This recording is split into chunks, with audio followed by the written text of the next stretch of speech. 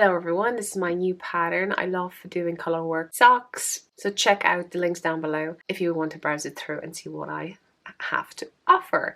So this is one of my patterns and I'm going to show you how I inserted Afterthought heel in the color work round. As you may know, we have some rounds where we only use one strand, and then we have rounds where we're using two strands and we're just creating floats on the wrong side. So this is the right side of the sock. On the wrong side there is a strand of this lovely brown color, and then when we have this pink, so we're knitting pink, then we have a float behind this brown, and then we'll continue that. So we're just switching and knitting either one color or another color. So this sock was washed and put up like that to dry, and this one is just off the knitting needles. And as you can see, I have marked already a place where I want to put the heel. So my suggestion, put one sock next to another. This was blocked, so it's slightly stretching. This yarn is a little bit more stretchy, so it may occur that the one off just freshly off the needle is a little bit smaller, but I did count the rounds and we could follow the pattern and see that everything is knitted the same way. You may notice I have a heel over here and I'm missing this part, but I'm going back to this section. It's a handy thing to do. The next thing before I put the heel, I like to look at the beginning of the round.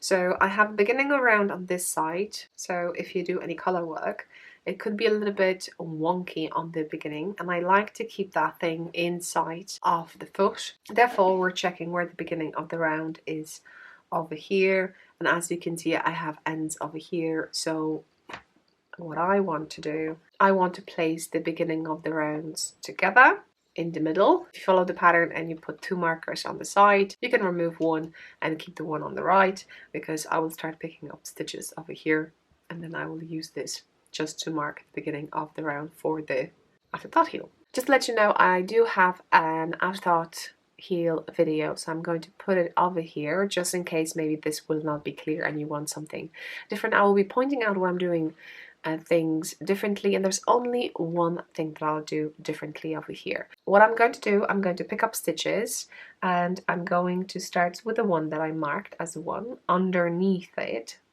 So I'm going to pick up stitches in the round where we don't have color work, at least in this pattern, but don't worry, if you do, you basically pick up right off every stitch. So I have 56 stitch sock over here, so I need to pick up 28. Hopefully you can see how I'm doing it, and it's quite nice and simple when you have color work, because I see where the round or row, you can call it, is, and follow it nicely, that I'm not going above or under, and keep the track.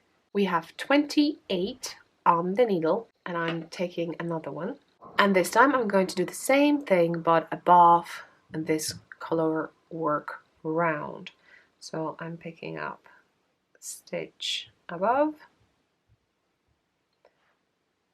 and just following it.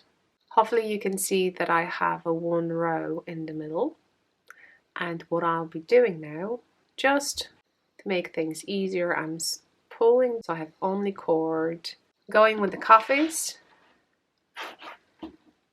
releasing marker,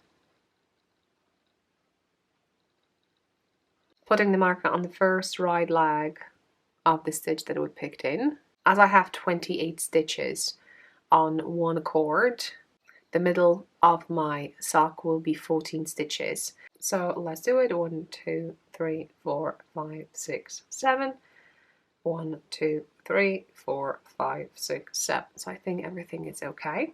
Now what we're going to do, I would recommend you to take the tip of the needle and lift a right leg of the stitch, the one in the row that we have between the cords. When you do that, it will be very safe to take scissors and cut the yarn. And basically at this stage we're following everything that you would do in a normal Afterthought heel when you're knitting only with the one color. When we start unravel, handy, put the hand inside the sock, we will end up where we have some color work. Therefore, at the same spot where we cut the yarn, when we cut the one strand of yarn, we're trying to find a float. We'll try to find a float that runs between these color works. And what we're going to do, also in the middle of the sock, we cut it in. We have to do that way because we need that yarn to be long enough to weave in. So if you're knitting smaller socks, think about how you would want to do that before you cut it in. So now we're just unraveling, and I like to unravel. I'll show you. To this moment, when I have 2 stitches and 2 stitches on the cord, and the yarn is coming out just behind the second stitch. So if you, hopefully you can see it closely. If I pull it again, then this yarn will be coming behind this first stitch, which could be fine. You will just wave in just in case the hole comes up. It can always comes up, so it's very handy to have these little ends of it anyway. So as you can see, the yarn is quite long, which is perfect at the end to wave in it. So I'm happy with that, with the 56 stitch. And then we can go and do the other side. And as you can see, the float is cut over here, so I'll just pull it in just to have it in the corner. This one is coming out from the second stitch from the cord.